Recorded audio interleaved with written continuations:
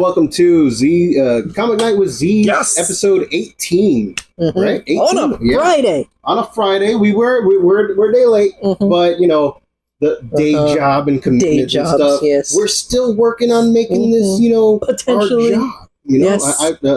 that's the goal. That's the goal. Yes, Okay. it would be. And then we Very would go nice. from 8 to 10 and then to 12. We Mhm. will review pretty much everything that we get in And because on a of daily a basis. and because of a like contest that I sort of won on, we could be getting more traction. What? I'll tell you more What do about mean? that later. What? Oh my gosh! Oh yeah, you got you. Like, this is the first time I'm hearing about it. Anyway, I've been debating on whether or not I'd want to say because like skepticism. Yeah, Is it okay. like skepticism or just like like when you're cautiously optimistic. I guess. cautiously Like, optimistic, okay. like Yeah. putting it out there. But Yeah. yes, Okay. like Yeah, excitement. we're gonna have to figure But this out anyways, later. We're gonna have to figure this out later. Anyway, back to the comics. Excuse me. So we're just gonna hit the ground running, all right? Yes. First up, we got Wolverine and Kitty Pryde #1. Chris Claremont's return to the title takes place in the X-Men's heyday, pretty much. Right after. Oh man, I'm spacing on his name. They said it a lot. Onus, right? Onus. Mhm. Right after Kitty Pryde got freed from his control and all that stuff. On a Ogun, Oh, something like that. yeah. Right? So it sounded something. I thought for a while that they were trying to say like Logan, but in like a different thing. Because I'm pretty. Yeah. Yeah, but yeah.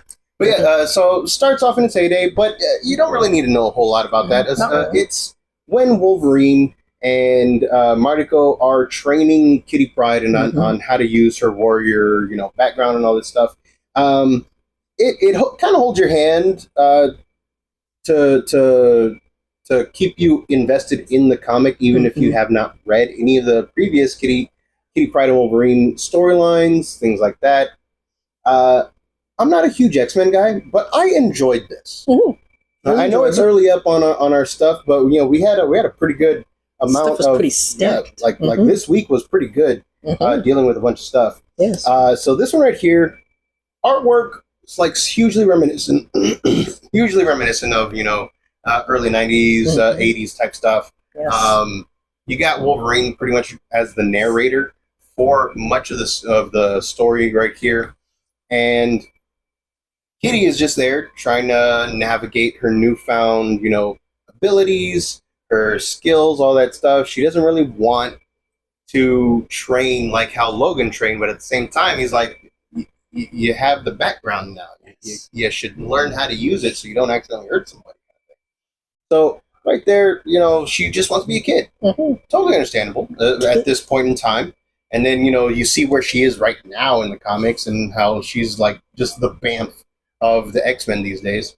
But yeah, I give this one a solid 3 out of 5. I'd say 3 as well. Yes.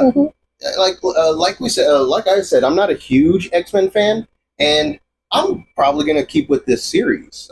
Just like we may not review each and every one of them, but I'm gonna be reading this series. Dabble in, Yeah, I'm excited for it. I want to see where it goes, especially with that. Yeah, especially with the twist at the end and see what happens there. It seems like it's just going to be a bunch of like interconnected one shots set in this like time period kind of thing, where like you don't really connect, but they kind of connect just because of the characters and how often things are coming. But yeah, I do recommend picking it up. Wolverine and Kitty Pryde #1 on sale now, and dude, Chris Claremont is back as a writer, so yes, you're gonna love it. All right, very nice. Anything to add? No, I think it was about it. Like this one, it was good, but it didn't stand up with this week's stuff. Yeah, I kind of I gotta agree with you on that. Yeah, like this week's stuff was very like wow. It's almost like it seems like the movie that it is good concept, but it just happened to get released like a week before Fantastic Four came out or something. You're just like, dang it. I'm sorry, but Fantastic Four. Yeah. All right, so moving on to Planet Death #0. Now, normally we would, assign a grade to it, but we're not going to assign a grade to it just because it's a preview issue. Yeah. But it's a preview issue of something that looks really, really cool. Does. Okay, I mean, even the it's back made here. by one of the creators of John Wick, Mhm. The screenwriter actually, Derek Yes. Kolstad, right? Yes. Mhm. Derek Kolstad. It was one of the creators behind Planet Death, and the Mhm. artwork is just crisp. It's Mhm. clean. It is violent. It promises violence on a Mhm. planetary scale, and it's basically a mix of Warhammer 40K Mhm. and Soldier, like that old Kurt Russell movie. Okay, Yes. where like all these soldiers are bred from an embryo, and then Mhm. just basically slap the gun in their hand, mixed in with Space Marines. Mhm. And I gotta say, man, I'm all there for it. I'm super excited about where it's going, and the feel of this preview just reminds me of old school comics. Mhm. It feels like Very it was printed on newspapery. very Mhm. newspapery, Yes. like quick and dirty kind of stuff. I think Mhm. that's what they were going for. I think so as well. I don't know if the rest of the series is going to be printed on that type of stock, but if it is, that'd be cool. that would be really Dope. cool. It'd be like Yes. a super nostalgia Mhm. trip right there if the rest of the series is printed like this. Mhm. But not just the feel of it, but the story that it promises. It moves It's just quick. hell yeah, it does move quick. And that's why we're not really doing Mhm. a grade on it, just because it's like Yeah. we said, it's a preview. It issue. wasn't meant to give you like a full story. It's Yeah. just like, here, It's let me meant to let me whet wet your your whistle. appetite. Mhm. Yes, and Mhm. and whet the appetite it does, Yes. because damn, It honestly, I'm there for it. while I was like reading it, it felt like if it was fairly similar to like this part in Starship Troopers when they're first starting to go down to the Mhm. to the planet for the first time. Yep. Felt like if they just this preview feels like they just isolated that moment, gave you some flashbacks to like what's kind of piece a little bit together why they're Mhm. coming down here. Flash forward a little bit to what it's going to look like when they actually land on the planet, and then that's it. Yeah. And it was just like Yeah. it's tremendous. Like it's got me excited for number Mhm. one in stores in July, Mhm. and so yeah, definitely worth picking up. Mhm. Definitely worth the $2 price tag on it. Yes. I think that this is going to be like one of those underground hits. I really do. Very, very much so. Super excited. Death Planet number 0 on sale now. Preview issue. Optimistic lookout. Yes, very, very optimistic about it. Moving on to Power Rangers Prime number 6. Yes. Now, I've loved each and every one of these issues so far, especially the ones where it slowed down, and this one's no different. But Yes. I will say it did slow down. Yes, it is. It did slow down quite a bit. Like, we got issue 5 left off, like, oh my gosh, we're like, yeah! Mhm. And then this one just like pumped the brakes like it was going 60 in a school zone and just saw a cop. We do not condone such things. Especially around children. Exactly. But this one right here, it's. I feel it was necessary for them to do that. It's just, dude, it's Power Rangers. I want to see some Zords. I want to Yeah. see some magic fighting. Okay? Especially when you got your appetite wet on the last one. Yes. And it's just like, really? We're Like, now Really we're with taking the- the beat back? Mhm. Come on, man. it's like we just saw the transformation, the Yeah. explosions. Where's the So this one opens up a little bit after where issue 5 left off, Mhm. but we're following Mark, the Yes, Blue. captured equation, right? The water people. Mhm. The it sounds reductive, but like in the old school stuff, they were the Aqua Rangers, Mhm. and this one right here, it mostly tells his backstory and where he is mentally currently, and yeah, it does show his traumatic experience as a child, why he's so scared, and then at the end, he does rise above his Yes. fear, and he's like, "No, I'm through being afraid. I am this, and this," and he just summons the power. Like before, you needed, like in the old universe, you needed the morpher, you needed the coins and everything, but somehow, just through sheer force of will, he manifested his own power into Blue Prime, and they are calling themselves the Prime Rangers. So something in here is not just wrong with the timeline. Maybe they are responding to the grid not being where it's supposed to be or how it's supposed to be. So it's a little bit interesting because Yes. like that dialogue right there just made it so that way, wait a minute, does the power know that it like something's not right? Because the Morphin Grid is kind of alive, right? Yeah. Does the Morphin Grid know that something's wrong? Or is this, something else? Could be like the Speed Force. Exactly. Could be. We don't know. So a lot of implications just on the writing. And if it was just an accident, okay, cool. Maybe I'm reading too much into it. But I don't think it is. You know what I mean? Yeah. So yeah, I don't know. I gave this one. I gave this one a 3 out of 5 just because of how bad it slowed down. Yes. But that's It'll not to say it's slow a bad thing. It's necessary to tell this type of story for this type of character. But like to me, like I said, I would have liked more action. Yes. What about you? I liked it as well. Definitely would have wanted more action just because like I feel in this we haven't really gotten like good Power Ranger action yet in this series.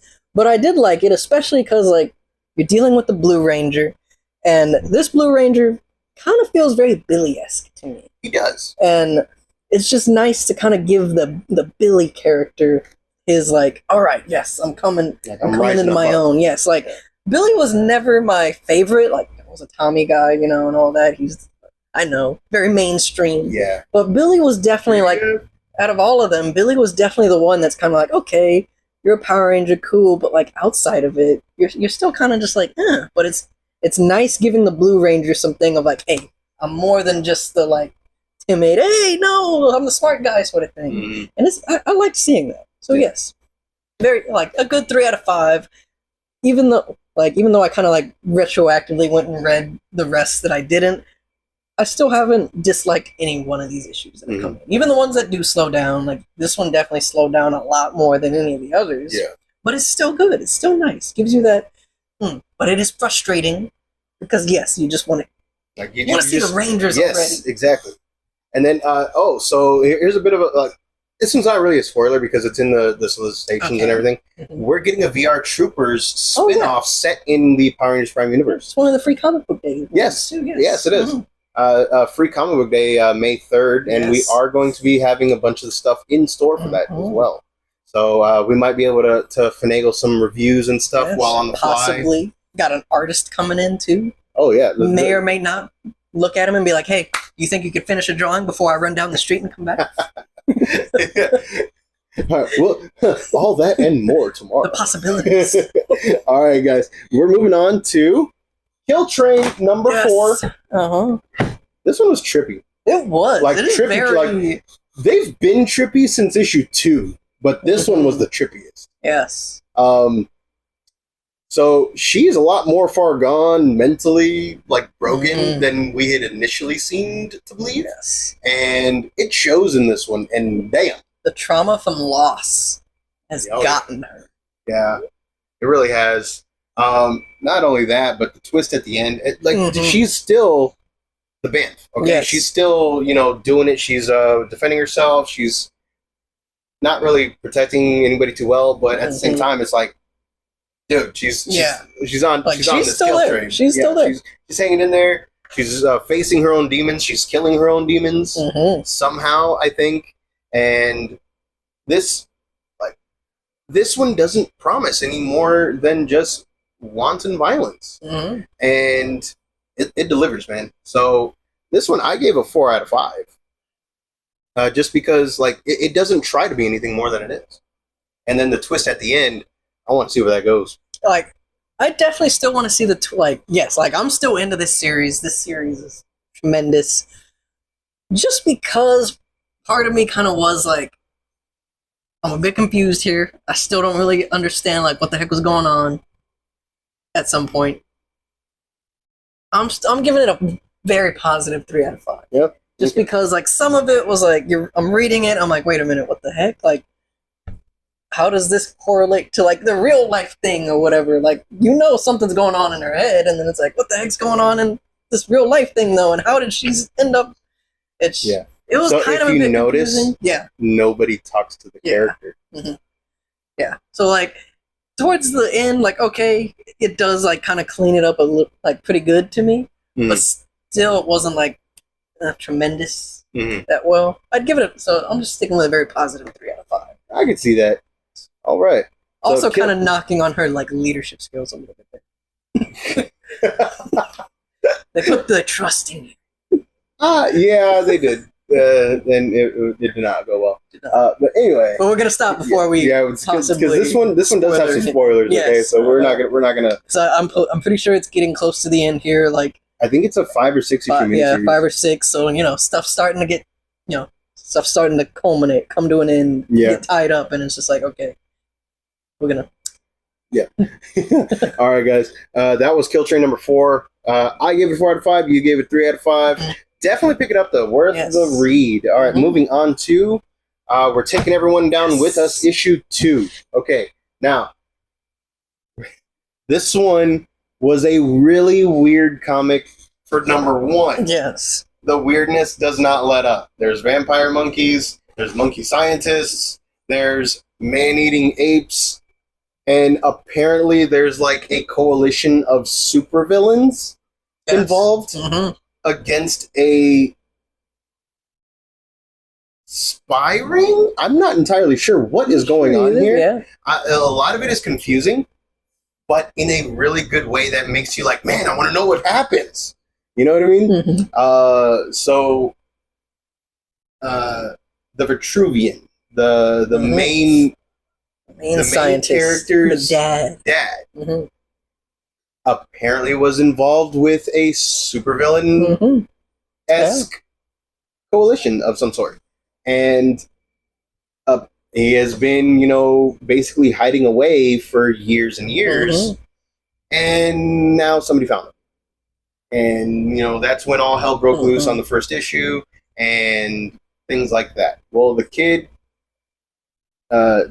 just like takes matters into her own hands for a bit and just like I guess starts taking up the family business. I don't know. We don't know where this is going because I cannot guess with this.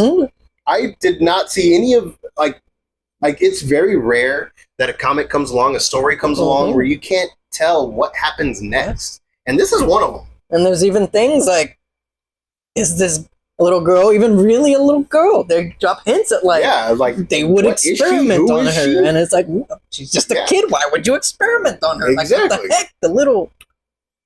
Exactly. So like we don't know what's going on with this, but I'm intrigued. I want to know where it's going. I want to know why that one supervillain refuses to help the Vitruvian. I want to know. We didn't even get to see that one. I know, exactly. Just dressed in black. I know, like she hung up on everybody. And I know you guys don't know what we're talking about, but that's how we feel when we're reading this. It's like, what's going on? It's exciting. But in a good way. The artwork is amazing. The way that everything is well plotted and well drawn. It is the so feel of the comic. Yes. The great pages. Sometimes I exaggerate my turning of the page just because I like that sound. The feel.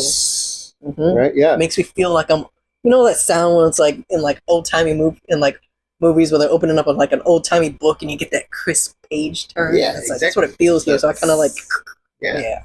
I got you. I know exactly what you mean. But not only that, just the story is very intriguing. I want to know where it goes. There's spies. There's supervillains. There's robots. There's explosions. No ads either. There aren't. Oh my gosh! I just noticed that. There's no ads in there. Yeah. So I gave this one a 4 out of 5 because I'm super excited about where it's going, and the fact that I could not figure out what was going to happen on the next page was just a huge boon to me. Like, oh man, I don't know where this is going. I want to know. I'm blind. I'll give it a 4 out of 5 as well. Especially because of the creativity of the dialogue, of the writing. Like some characters are German, and so they be they be doing all their stuff with V's. Some words would be V instead of where it's there, and some the creativity of it, the way that they just put If only he had his coat, his cloak. Yes, some of the dialogue in here, it really is What if you were a supervillain? Almost I would like a cloak too.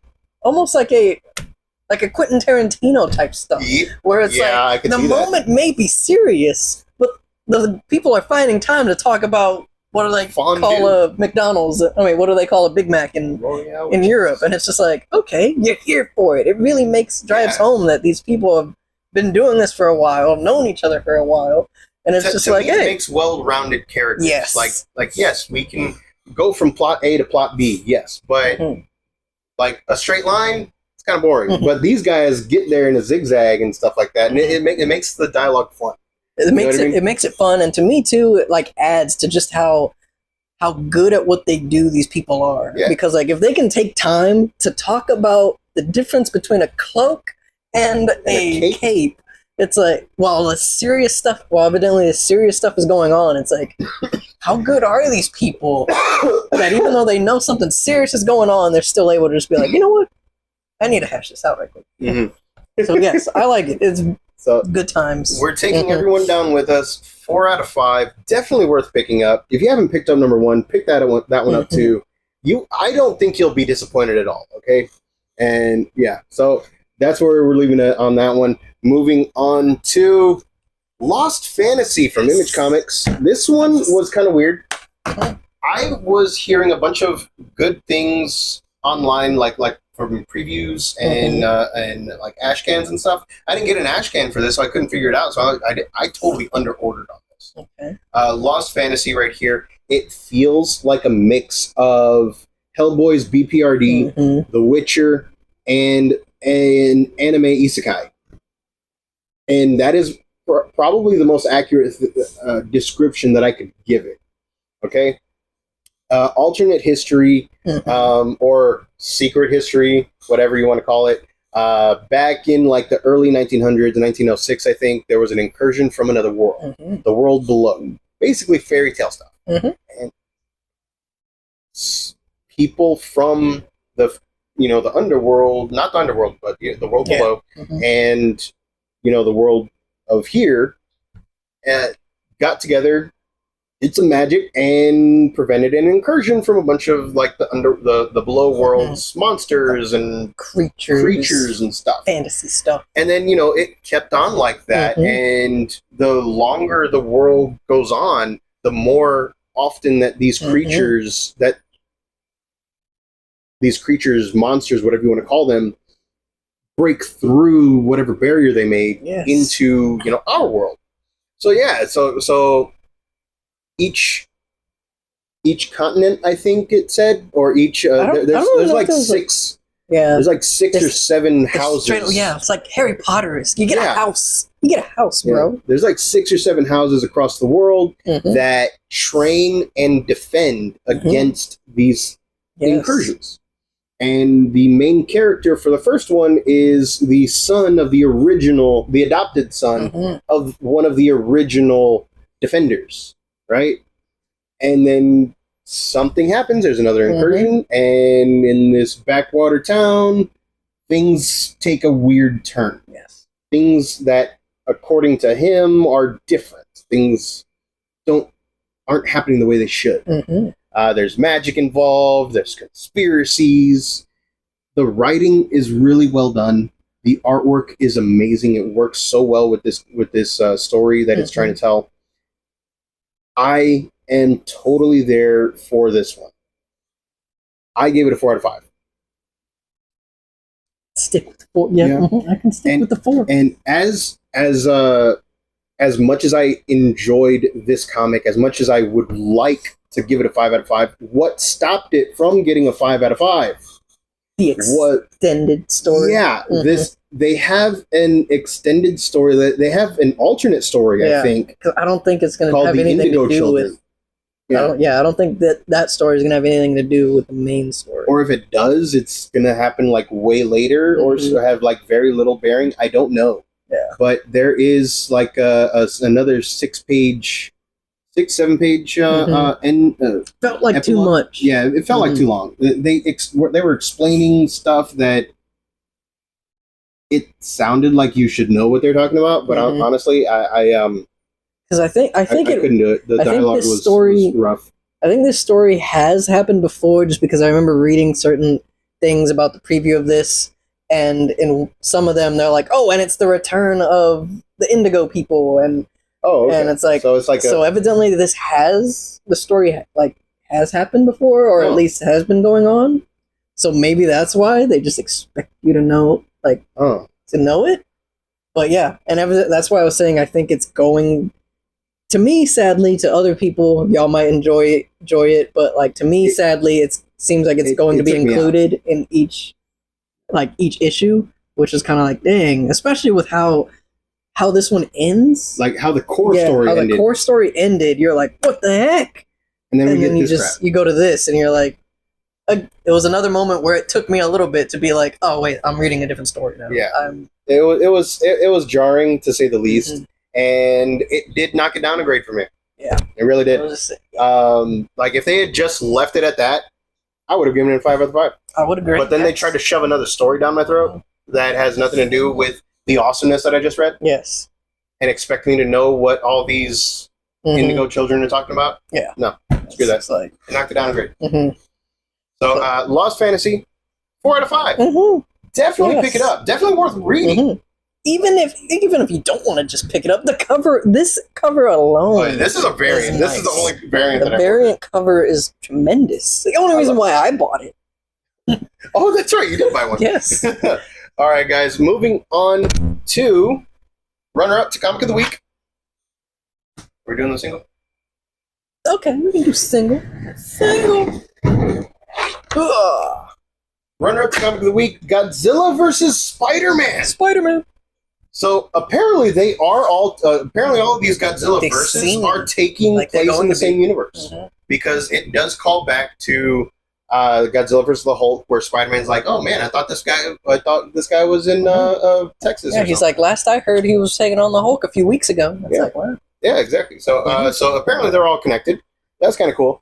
This one right here, which does make me think that, since Avengers versus Godzilla versus the Avengers is supposed to come out, maybe perhaps that is maybe all these little one-shots beforehand are building up to the Godzilla versus Avengers. I can see that. All right, so this one right here, it starts off pretty much not too long after Spider-Man gets back from Battle World. So he's got the black suit, he's got the Venom suit.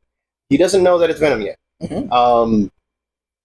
And it delves into Godzilla's motivations, at least in here. Godzilla is basically nature's way of putting things back the way they should. Well, he noticed something that is not supposed to be there. He noticed the symbiote.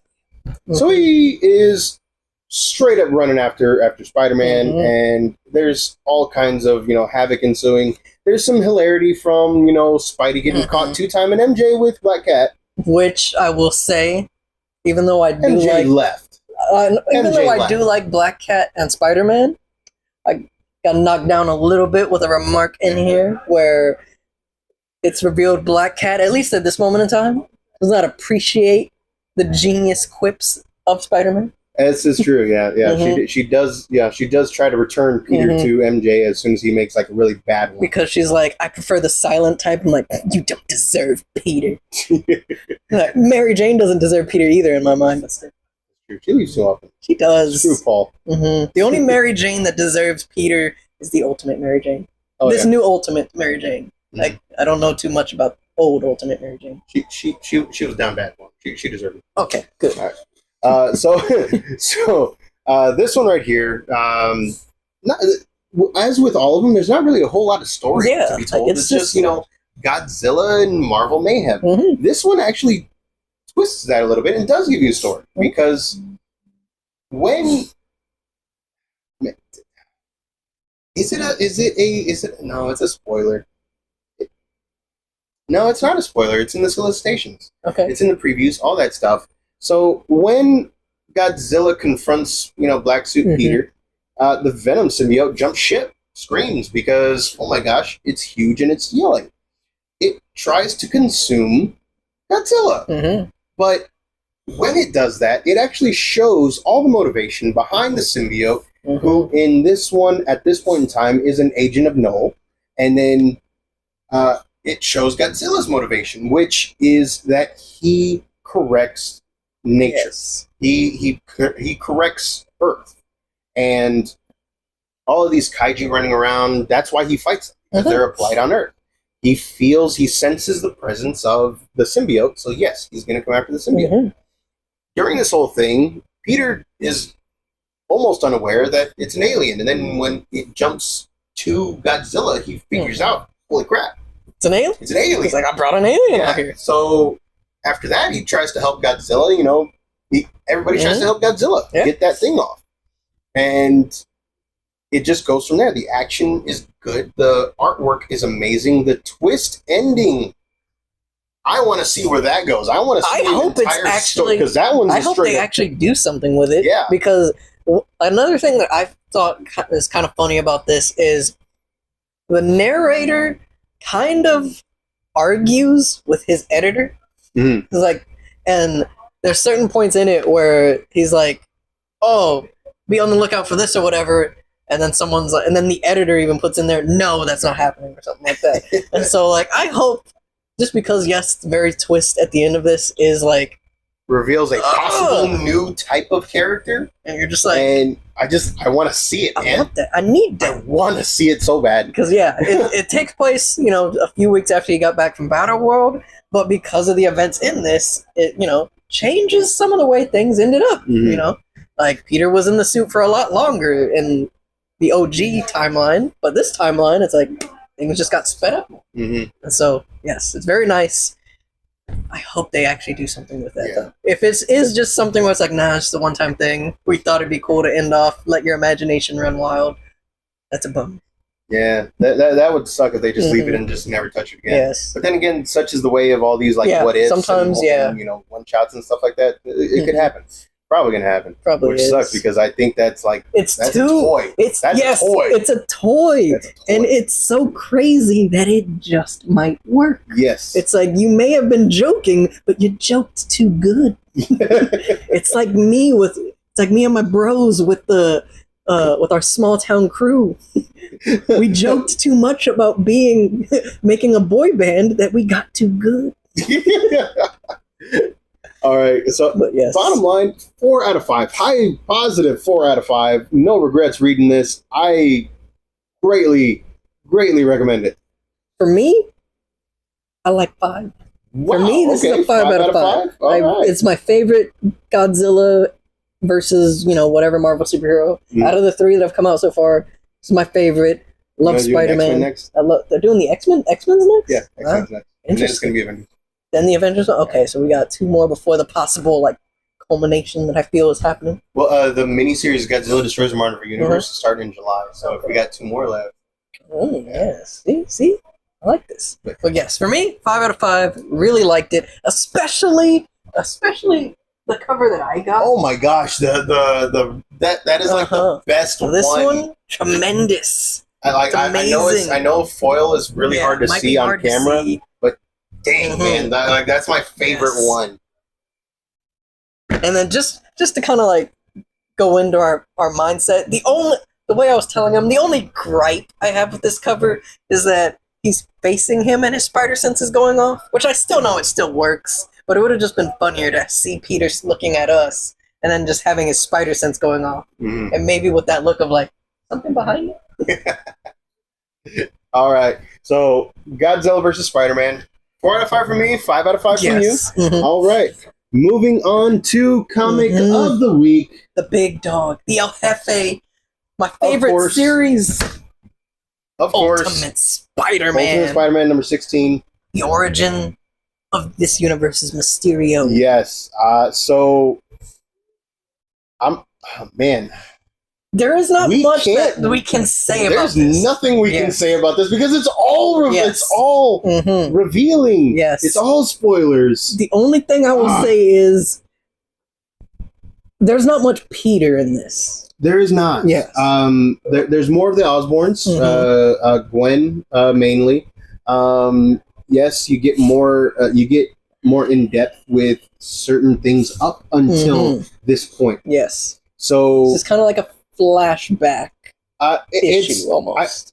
a little bit of flashback, but also told from the perspective that is not a Parker. Mhm. So this one right here, I like how it's told from the events are told from an alternate perspective. Yes. And in this case, from multiple perspectives. And the twists, I honestly didn't see coming at all. But now that I see them, I can see them. You know what I mean? Like, I can see how they work.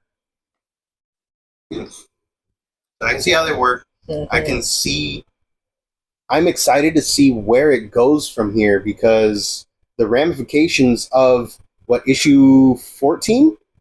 Right? Because 15 was when they left. 15 was so the ramifications for issue 14 are just insane. Okay? They're like 14, and then read 16, and holy crap. It's a totally different book. We really can't tell you anything. The artwork is amazing. The writing is just top notch, like always. Yes. And I highly recommend picking it up, because you can only avoid spoilers on this for so long, and we're trying like hell to avoid them right here. But pretty much everything we tell you is going to be a spoiler. So the curtain is being pulled back. You're seeing the trick, but unlike with most magic tricks, this, even though you find out the secret, it's still amazing. It's still good. No, honestly, you don't even find out the whole secret. Yeah, I want to know the rest. If they make a spin-off based on these characters, that'd be amazing. I will friggin' read it. Okay? Definitely worth picking up. Ultimate Spider-Man number 16. You will not be disappointed. It's killing it still. Like, it's just, when I thought that it was going to start cooling off, nope, bam, just like it just kept on going. It's just great. I loved it. It's like a year and a half into this comic, and each issue is still going. It's still going strong. It's not even like, to me, there hasn't even been like a down issue, like an issue where it's like, I didn't even enjoy reading this. This was kind of lame. I was like, I haven't either. Yeah, like this team, Jonathan Hickman and what was it, Chichetto, right? Yeah, this team is just tremendous. We'll go down in Spider-Man history in my mind. I think so too. I think it's going to be. I think that this team rivals, if not outright surpasses, Brian Michael Bendis and Mark Bagley from Ultimate Spider-Man Volume 1. I really do.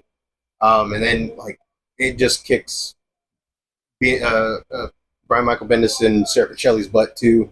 Respectfully. Yes. And it's fantastic. I love it. Cannot sing its praises enough, especially with this one. Definitely pick it up. Try to avoid spoilers on this, because no matter what is told to you, it will be a spoiler, okay? Yeah. We can't even tell you, like, aside from the mysterious origin of Mysterio, we can't tell you anything about this comic. Aside from, dude, we love this. Yeah. So there's pages, there's art, there's words. What more can you want? Anyway, so definitely pick it up. This is our comic of the week. Unfortunately, we can't tell you why. Yeah. Can't really go into the details why. Know, we can tease, we can titillate, but we can't tell you. Yes. But yeah, definitely pick it up. Ultimate Spider-Man number 16. Just glowing recommendations from us, okay? Trust me, it's good. All right, guys, that about does it for our reviews tonight. We actually went through these fairly quickly. We really did. Yeah. Tomorrow we may have a bunch of, shorts tossing up there. We might read some free comic book day stuff. Possibly. Might have some cool stuff to share as well. Maybe. We don't know. We don't know for sure. And yeah, we will see y'all guys later. Have a good one. Peace.